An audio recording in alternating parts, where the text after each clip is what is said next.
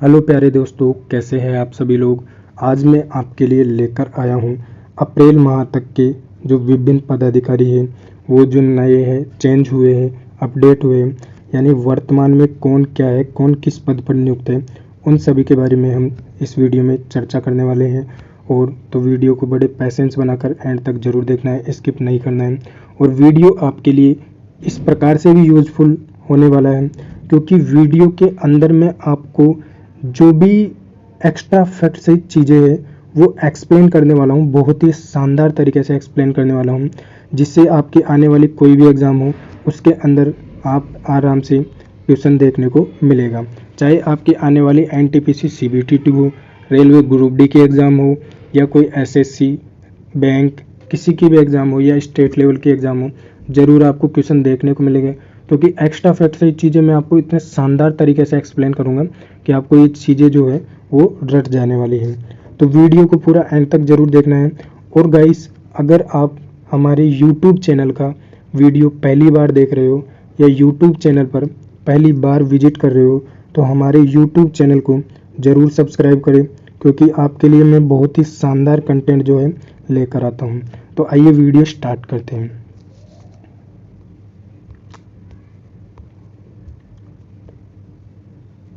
हमारा first question हो जाएगा कि भारत के राष्ट्रपति कौन है। तो भारत के राष्ट्रपति रामनाथ कोविंद है, सबको पता है। लेकिन इसके बारे में हमें इम्पोर्टेंट चीज़ें क्या, दो चीज़ें हमको याद रखनी है जो एग्ज़ाम में अक्सर पूछी जाएगी। क्योंकि आपको इसका एक तो ऑर्डर नंबर याद रखना है, ये तो सबको पता होगा कि भारत के राष्ट्रपति कौन है। इसका एक तो आपको ऑर्डर याद रखना होगा, और दूसरी चीज़ आपको याद रखनी होगी इसके एक्स्ट्रा फैक्ट। एक्स्ट्रा फैक्ट के बारे में हम बात करते हैं। तो भारत के अगर राष्ट्रपति हैं वो किस आर्टिकल में आता है, तो भारत का राष्ट्रपति कौन से आर्टिकल में आता है, 52 में आता है। 52 आर्टिकल में भारत का राष्ट्रपति आता है।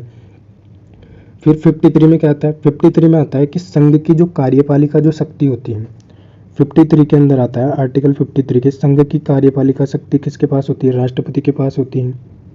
54 में क्या आता है, 54 में आता है इसका निर्वाचन मंडल, यानी राष्ट्रपति का जो निर्वाचन मंडल है उसकी प्रोसेस वो 54 के अंदर आती है। आर्टिकल 58 की अगर हम बात करें तो 58 में उसकी योग्यता आती है, एबिलिटी, यानी राष्ट्रपति को बनने के लिए क्या क्या योग्यताएं होनी चाहिए, वो चीज़ें 58 के अंदर डिस्कस करते हैं। और अगर बात करें महाभियोग पे, यानी राष्ट्रपति पर जो महाभियोग की जो प्रोसेस होती है वो कौन से आर्टिकल के तहत होती है, तो आर्टिकल 61 के तहत महाभियोग की जो है राष्ट्रपति पर महाभियोग लगाया जा सकता है। राष्ट्रपति अध्यादेश किसके तहत कर सकता है, तो 123 के तहत राष्ट्रपति जो है अध्यादेश जारी करता है। तो 52 में क्या हो जाएगा, 52 में भारत का राष्ट्रपति हो जाएगा। 53 में क्या हो जाएगी, संघ की कार्यपालिका शक्ति राष्ट्रपति के पास होती है। 54 में क्या हो जाएगी, 54 में हो जाएगा उसका निर्वाचन मंडल। 58 में योग्यता हो जाएगी। 61 में आपका हो जाएगा महाभियोग, उस पर कैसे लगता है, 123 में हो जाएगा आपका कि वो अध्यादेश जारी करता है। इसके अलावा भारत का जो प्रथम नागरिक होता है वो भी राष्ट्रपति होता है। तीनों सेनाओं का जो प्रमुख है वो भी राष्ट्रपति को माना जाता है। फिर बात करते हैं राष्ट्रपति का जो पद है वो किस कॉन्स्टिट्यूशन, कहाँ के संविधान से लिया गया, तो अमेरिका के संविधान से भारतीय संविधान में ये राष्ट्रपति का जो पद है वो बोरो किया गया है, लिया गया है। इसके अलावा भारतीय जो संसद होती है उस भारतीय संसद का ये तीसरा अंग भी माना जाता है। इसका क्या मतलब है गुरुजी, इसका मतलब ये है क्योंकि भारतीय जो संसद होती है वो 3 अंगों से मिलकर बनी होती है। एक तो होता है लोकसभा, एक होता है राज्यसभा, एक होता है राष्ट्रपति। तो इस प्रकार हम कह सकते हैं कि यह भी भारतीय संसद का जो होता है वो तीसरा अंग होता है, क्योंकि राष्ट्रपति भी भारतीय संसद का अंग होता है। अब आइए नेक्स्ट क्वेश्चन हम देख लेते हैं। नेक्स्ट क्वेश्चन है हमारा कि भारत के जो उपराष्ट्रपति है वो कौन है, तो भारत के उपराष्ट्रपति हो जाएंगे वेंकैया नायडू। और ये कौन से नंबर के हैं, ये 13वें नंबर के उपराष्ट्रपति हैं। भारत का जो उपराष्ट्रपति होता है, यहाँ पे उपराष्ट्रपति है, भारत का जो उपराष्ट्रपति होता है वो किस आर्टिकल में आता है, तो आर्टिकल 63 के अंदर भारत का उपराष्ट्रपति होता है। उपराष्ट्रपति राज्यसभा का पदेन अध्यक्ष होता है, पदेन सभापति भी होता है। प्रथम उपराष्ट्रपति कौन बने थे, तो भारत के जो प्रथम उपराष्ट्रपति थे वो डॉक्टर सर्वपल्ली राधाकृष्णन बने थे। Doctor Sarvepalli Radhakrishnan right answer हो जाएगा। और उपराष्ट्रपति के अगर हम निर्वाचन मंडल की बात करते हैं, निर्वाचन मंडल की बात करते हैं तो आर्टिकल 66 में इसका निर्वाचन मंडल आ जाएगा। तो ये आपको चीज़ें जो है एक्स्ट्रा फैक्ट सहित याद रखने हैं, क्योंकि इन्हीं में से आपके एग्ज़ाम में क्वेश्चन ज़रूर पूछा जाएगा और आप एग्ज़ाम को आराम से फोड़ सकते हो। 1-2 क्वेश्चन आराम से आप फोड़ सकते हो। तो आइए हम नेक्स्ट क्वेश्चन देखते हैं। नेक्स्ट क्वेश्चन है हमारा कि भारत के जो प्रधानमंत्री है वो कौन है। तो भारत के प्रधानमंत्री सबको पता है, नरेंद्र मोदी। तो कौन से नंबर के? ये 15वें नंबर के है भारत के प्रधानमंत्री। भारत का जो प्रधानमंत्री होता है वो नीति आयोग का अध्यक्ष भी होता है। नीति आयोग जो हाल ही में जारी एक नई संस्था है। प्रधानमंत्री की जो नियुक्ति होती है वो किस आर्टिकल के तहत होती है? इसकी नियुक्ति होती है आर्टिकल 75 के अंडर होती है प्रधानमंत्री की नियुक्ति, अपॉइंटमेंट। सबसे लंबा कार्यकाल की अगर हम बात करें, कौन से प्रधानमंत्री का कार्यकाल जो है वो सबसे लंबा है, तो पंडित जवाहरलाल नेहरू का जो कार्यकाल है, जो प्रधानमंत्री का जो टाइम पीरियड है वो सबसे ज़्यादा लॉन्गेस्ट है। फिर बात करते हैं सबसे छोटा कार्यकाल। सबसे छोटा जो कार्यकाल है वो अटल बिहारी वाजपेयी का कितने दिन है? ये ओनली 13 दिन अटल बिहारी वाजपेयी का प्रधानमंत्री पद पर जो है सबसे छोटा कार्यकाल है। तो आपको ये सारी चीज़ें जो है याद रखने वाली हैं। अब नेक्स्ट क्वेश्चन हम देख लेते हैं। नेक्स्ट क्वेश्चन हमारा ये है नया कि रेलवे बोर्ड की नए अध्यक्ष व मुख्य कार्यकारी अधिकारी यानी सीईओ कौन बने हैं, कौन नियुक्त हुए? तो विनय कुमार जो त्रिपाठी हैं वो रेलवे बोर्ड के नए मुख्य कार्यकारी अधिकारी सीईओ बने हैं। तो इससे पहले कौन थे? इससे पहले जो मुख्य कार्यकारी अधिकारी यानी सीईओ जो थे वो कौन थे? वो थे Sunit Sharma.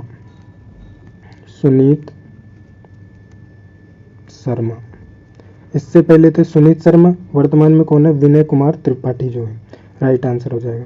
Question number next हम देखते हैं कि भारतीय बैंक संघ के सीईओ कौन बने हैं। तो भारतीय बैंक संघ के जो सीईओ बने हैं वो है सुनील मेहता बने हैं, और सुनील मेहता भारतीय बैंक संघ के सीईओ बने।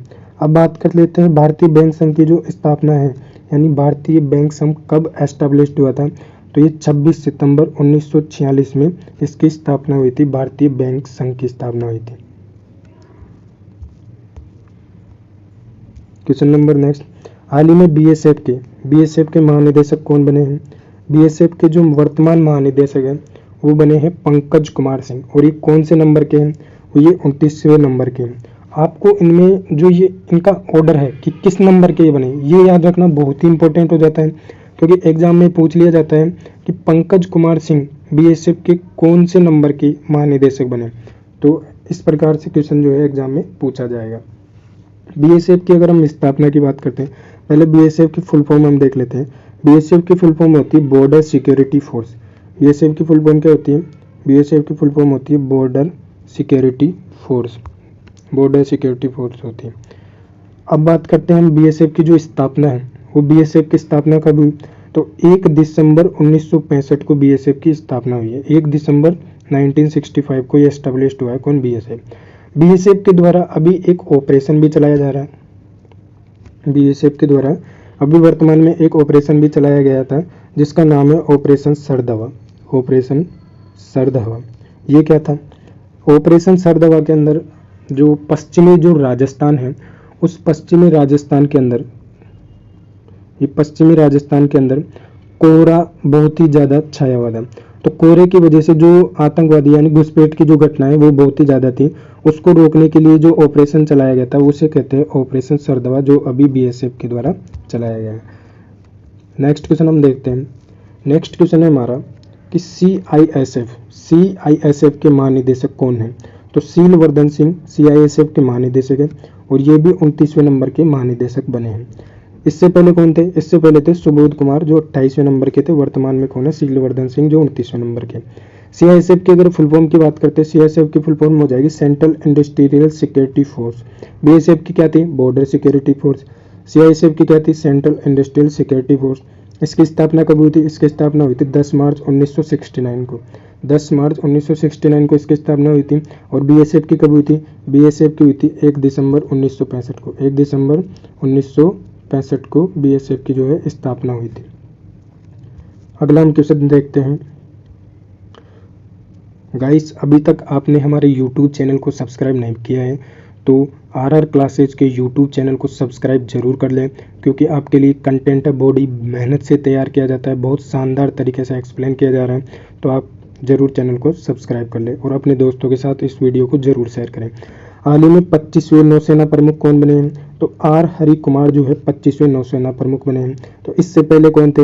इससे पहले थे एडमिरल करमबीर सिंह जो 24वें नंबर के थे, और वर्तमान में कौन है? आर हरि कुमार जो 25वें नंबर के हैं नौसेना प्रमुख।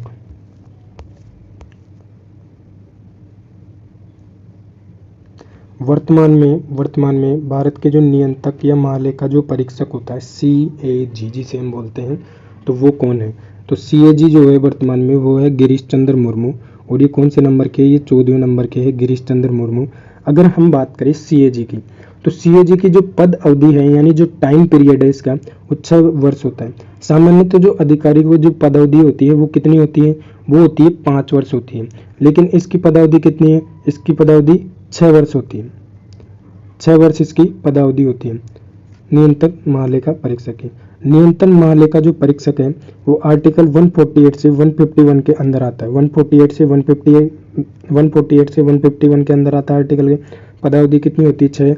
वर्तमान CAG कौन है? गिरीश चंद्र मुर्मू। कौन से नंबर के? 14वें नंबर के। आइए नेक्स्ट क्वेश्चन हम देखते हैं। नेक्स्ट क्वेश्चन है हमारा कि लोकसभा में विपक्ष के नेता कौन है? तो लोकसभा में जो विपक्ष के जो नेता है वो है अधीर रंजन चौधरी। अधीर रंजन चौधरी इसका राइट आंसर हो जाएगा। सर्वोच्च न्यायालय के मुख्य न्यायाधीश कौन से? तो सर्वोच्च न्यायालय के जो मुख्य न्यायाधीश हैं वो कौन बने हैं? वो बने हैं NV रमणा जो है सर्वोच्च न्यायालय के मुख्य न्यायाधीश बने। और ये कौन से नंबर के? इसको भी आपको ध्यान रखना है, 48 नंबर के ये मुख्य न्यायाधीश बने हैं। इसके एक्स्ट्रा फैक्ट की अगर हम बात करते हैं तो मुख्य न्यायाधीश की जो नियुक्ति होती है वो होती है 124 के फर्स्ट में, 124 के भाग पहले में इसकी नियुक्ति होती है। अगर हम बात करते हैं सर्वोच्च न्यायालय की, तो सर्वोच्च न्यायालय की जो नियुक्ति होती है वो 124 के अंदर सर्वोच्च न्यायालय हमारे कॉन्स्टिट्यूशन में दिया गया है। तो सर्वोच्च न्यायालय कौन से आर्टिकल में आता है? सर्वोच्च न्यायालय 124 में आता है। और मुख्य न्यायाधीश सर्वोच्च न्यायालय का वो 124 के 1 में आता है। इसकी नियुक्ति होती है 124 के 1 के तहत। और वर्तमान में मुख्य न्यायाधीश कौन है? सर्वोच्च न्यायालय के NV रमणा है जो 48वें नंबर के हैं। नेक्स्ट क्वेश्चन हम देखते हैं। हाल ही में 25वें नौसेना प्रमुख कौन बने हैं? तो 25वें नौसेना जो प्रमुख है आर हरि कुमार बने हैं। इससे पहले एडमिरल करमबीर सिंह थे जो 24वें थे। नौसेना दिवस कब मनाया जाता है? नौसेना दिवस मनाया जाता है 4 दिसंबर को। तो आपको ये भी याद रखना है नौसेना दिवस 4 दिसंबर को। पहले कौन थे? एडमिरल करमबीर सिंह। वर्तमान कौन है? आर हरि कुमार जो 25वें नंबर के हैं। नीति आयोग के जो CEO है यानी जो मुख्य कार्यकारी जो अधिकारी है वो कौन है? तो वर्तमान में जो नीति आयोग के जो CEO है वो है अमिताभ कांत हो जाएंगे। नीति आयोग की अगर हम बात करते हैं तो नीति आयोग की जो फुल फॉर्म हो जाती है NITI। नीति आयोग की फुल फॉर्म हो जाएगी national institution for transforming India. National institution for transforming India की फुल फॉर्म हो जाएगी। अगर नीति आयोग की स्थापना की अगर हम बात करते हैं तो नीति आयोग की जो स्थापना है वो कब हुई थी? तो 1 जनवरी 2015 में नीति आयोग की स्थापना हुई थी। इससे पहले कौन सा आयोग चलता है? इससे पहले नीति आयोग के स्थान पर एक आयोग चलता था जिसे हम कहते थे प्लानिंग कमीशन यानी योजना आयोग। तो योजना आयोग की स्थापना कब हुई थी? योजना आयोग की स्थापना हुई थी जो इससे पहले जो आयोग चलता था उसकी हुई थी 15 मार्च और 1950 में उसकी स्थापना हुई थी योजना आयोग प्लानिंग कमीशन की। उसके बाद इसको जो नया कर दिया गया, नया मॉडिफाई कर दिया गया, तो 1 जनवरी 2015 से नीति आयोग बना है। नीति आयोग के अध्यक्ष कौन है? नीति आयोग के जो CEO वो CEO कौन है? अमिताभ कांत है। नीति आयोग की फुल फॉर्म क्या है? National institution for transforming India. तो ये आपको सारी चीज़ें ध्यान रखनी है। इसके अलावा आपको ये याद रखना है कि नीति आयोग के द्वारा एक इंडेक्स जारी किया जाता है जिसे बोलते हैं SDG index. SDG sustainable development goal. Sustainable development goal जो है ये इंडेक्स जारी किया जाता है। अगर इस इंडेक्स की बात करते हैं तो इस इंडेक्स में वर्तमान में पहला स्थान किसका है? तो वर्तमान में जो पहला स्थान है वो किसका आया है? वो तो केरल का आया है। तो वर्तमान में जो SDG इंडेक्स है उसमें पहला स्थान किसका आया है? तो केरल राज्य का वर्तमान में आया है। दूसरे नंबर पे कौन है? दूसरे नंबर पे है हिमाचल प्रदेश। पहले पे केरल है। नीति आयोग की फुल फॉर्म कब इससे पहले कौन सा आयोग था? योजना आयोग, प्लानिंग कमीशन। 1 जनवरी 2015 को इसकी स्थापना हुई थी। नीति आयोग के सीईओ कौन है? अमिताभ कांत। ये सारे फैक्ट आपको याद रखने हैं क्योंकि इन्हीं में से क्वेश्चन पूछा जाने वाला है। नेक्स्ट क्वेश्चन हम देखते हैं। नेक्स्ट क्वेश्चन है हमारा कि नीति आयोग के उपाध्यक्ष कौन है? इससे पहले हमने पढ़ा था कि नीति आयोग के अध्यक्ष कौन है, तो नीति आयोग के अध्यक्ष कौन हो जाएंगे? नीति आयोग के अध्यक्ष है अमिताभ कांत। अब पूछा गया नीति आयोग के उपाध्यक्ष, तो राजीव कुमार नीति आयोग के अध्यक्ष हो जाएंगे। नीति आयोग की स्थापना जैसे कि दे रखी 1 जनवरी 2015 को ही। नीति आयोग की full form national institution for transforming India हो जाएगी। इससे पहले कौन सा आयोग चलता था? Planning commission. उसकी स्थापना कब हुई? 15 मार्च 1950 को हुई थी। और नीति आयोग के द्वारा एक इंडेक्स जारी किया जाता है, उस इंडेक्स का नाम क्या होता है? SDG index. इसके अलावा आप याद रखना है कि नीति आयोग का जो अध्यक्ष होता है, नीति आयोग का जो अध्यक्ष होता है वो कौन होता है? नीति आयोग का जो अध्यक्ष होता है वो वर्तमान का जो प्रधानमंत्री होता है, जो पीएम होता है, वही इसका अध्यक्ष होता है। नेक्स्ट क्वेश्चन हम देखते हैं। नेक्स्ट क्वेश्चन हमारा कि भारत के प्रथम लोकपाल कौन है? पहली बार लोकपाल जो पद है वो आया है, तो पहली बार जो लोकपाल बने हैं वो बने पीसी घोष यानी पिनाकी चंद्र घोष। राष्ट्रीय मानवाधिकार आयोग के अध्यक्ष कौन है? तो अरुण कुमार जो मिश्रा है राष्ट्रीय मानवाधिकार आयोग के अध्यक्ष हैं और 21 नंबर के 8वें नंबर के हैं। फिर क्वेश्चन नंबर नेक्स्ट हम देखते हैं कि भारत के मुख्य सूचना आयुक्त कौन है? तो यशवर्धन कुमार सिन्हा भारत के मुख्य सूचना आयुक्त, जो कि कौन से नंबर के हैं? 11वें नंबर के भारत के मुख्य सूचना आयुक्त हैं। क्वेश्चन नंबर नेक्स्ट, वर्तमान में वायुसेना जो अध्यक्ष है वो कौन है? तो वी.आर. जो चौधरी है वो वर्तमान में वायुसेना अध्यक्ष है। वर्तमान में वायुसेना अध्यक्ष वी.आर. चौधरी कौन से नंबर के? 27वें नंबर के, आपको याद रखना है। वर्तमान में नौसेना अध्यक्ष कौन है? तो आर हरि कुमार है। वर्तमान में थल सेना अध्यक्ष कौन है? तो मनोज मुकुंद नरवाणे थल सेना अध्यक्ष है, जो 28वें नंबर के। तो वायुसेना अध्यक्ष वी.आर. चौधरी 27 नंबर के, नौसेना अध्यक्ष आर हरि कुमार, वर्तमान थल सेना अध्यक्ष मनोज मुकुंद नरवाणे, राइट आंसर हो जाएगा। अगला क्वेश्चन हम देखते हैं। अगला क्वेश्चन हमारा कि कर्मचारी चयन आयोग यानी एसएससी का जो अध्यक्ष है वो कौन है? तो एस किशोर एसएससी का अध्यक्ष हो जाएंगे। राष्ट्रीय पिछड़ा वर्ग आयोग के अध्यक्ष कौन है? तो भगवान लाल साहनी इसका राइट आंसर हो जाएगा। राष्ट्रीय महिला आयोग के अध्यक्ष कौन है? तो रेखा शर्मा जो है भारतीय राष्ट्रीय महिला आयोग के अध्यक्ष, और कौन से नंबर की? 90 नंबर की भारतीय राष्ट्रीय महिला आयोग की अध्यक्ष बनी है। क्वेश्चन नंबर नेक्स्ट देखते हैं कि वर्तमान के गृह सचिव कौन है? वर्तमान गृह सचिव कौन है? अजय कुमार भल्ला है। वर्तमान वित्त सचिव कौन है? टीवी सोमनाथन है। और वर्तमान जो रक्षा सचिव है डिफेंस वाली, तो वो है अजय कुमार। तो वर्तमान गृह सचिव अजय कुमार भल्ला है, रक्षा सचिव अजय कुमार है, तो इन दोनों में कंफ्यूज नहीं होना कि गृह सचिव जो है वो अजय कुमार भल्ला है और रक्षा सचिव कौन है? अजय कुमार है। वित्त सचिव कौन है? टीवी सोमनाथन है। और गृह मंत्री कौन है? गृह मंत्री और रक्षा सचिव कौन है? तो रक्षा सचिव की अगर हम बात करते हैं, रक्षा सचिव ने रक्षा मंत्री राजनाथ सिंह है। वित्त मंत्री पहले निर्मला सीतारमण थी, उनको इंडेक्स में भी प्रथम स्थान मिला है। नेक्स्ट क्वेश्चन हम देखते हैं। वर्तमान में प्राक्कलन समिति का अध्यक्ष कौन है? तो गिरीश बापरा को प्राक्कलन समिति का अध्यक्ष बनाया गया है। प्राक्कलन समिति के एक्स्ट्रा फैक्ट की अगर हम बात कर लेते हैं तो प्राक्कलन जो समिति है उसमें टोटल 30 सदस्य होते हैं, और जो टोटल 30 सदस्य होते हैं वो केवल लोकसभा के होते हैं। इसमें राज्यसभा के कोई भी सदस्य नहीं होता है। और इनके जो सदस्यों का जो कार्यकाल है वो कितना होता है? 1 वर्ष, यानी 1 वर्ष जो है प्राक्कलन समिति के सदस्यों का कार्यकाल होता है। वर्तमान में अध्यक्ष कौन है? गिरीश बापरा है। कुल सदस्य होते 30 होते जो केवल लोकसभा के होते। राज्यसभा का इसमें जो कोई भी सदस्य नहीं होता है, राज्यसभा का इसमें कोई भी सदस्य शामिल नहीं होता है। हम बात कर लेते हैं अगली लोकलेखा समिति की। लोकलेखा समिति का जो अध्यक्ष है वो अधीर रंजन चौधरी है। इसे और लोकलेखा समिति को कहा जाता है इसे प्राक्कलन, जो इससे पहले की जो समिति आई थी प्राक्कलन समिति, इसमें टोटल 30 सदस्य होते, केवल लोकसभा से होते, 1 वर्ष उनका कार्यकाल होता है। तो प्राक्कलन समिति की जुड़वा बहन कहा जाता है लोकलेखा समिति को। इसके टोटल सदस्य होते हैं 22, जिनमें से लोकसभा के होते हैं 15 और राज्यसभा के होते हैं इसमें कितने? 7। तो 15 7 22, तो टोटल इनके सदस्य 22 हो जाएंगे। नेक्स्ट क्वेश्चन हम देखते हैं। तो गाइस ये आपके लिए मैं एक अप्रैल माह तक की जो अपडेटेड जो विभिन्न पदाधिकारी हैं उनका वीडियो लेकर आया हूँ। अगर आपको वीडियो अच्छा लगता है तो वीडियो को ज़रूर लाइक करें और चैनल को ज़रूर सब्सक्राइब करें, क्योंकि आपके लिए जो है मैं बहुत शानदार तरीके से कंटेंट जो है प्रोवाइड कराता हूँ आपको। तो और अपने दोस्तों को ज़रूर शेयर करें। Thank you for the watching video and guys please subscribe my YouTube channel RR classes for more update, और बेल आइकन को ज़रूर प्रेस कर लें जिससे आने वाले सभी वीडियो के नोटिफिकेशन आप तक मिल जाए। और अगर आप इस वीडियो का PDF प्राप्त करना चाहते हैं तो इसके डिस्क्रिप्शन बॉक्स में आपको लिंक दिया गया है, वहाँ से आप PDF प्राप्त कर सकते हैं। और इसके अलावा मैंने इसमें आपको जो है लूसेंट जीके की आपको बहुत ही शानदार सीरीज करा रखी है, लूसेंट जीके की, जो आपकी आने वाली एग्ज़ाम NTPC और ग्रुप डी के लिए बहुत इंपॉर्टेंट होने वाली।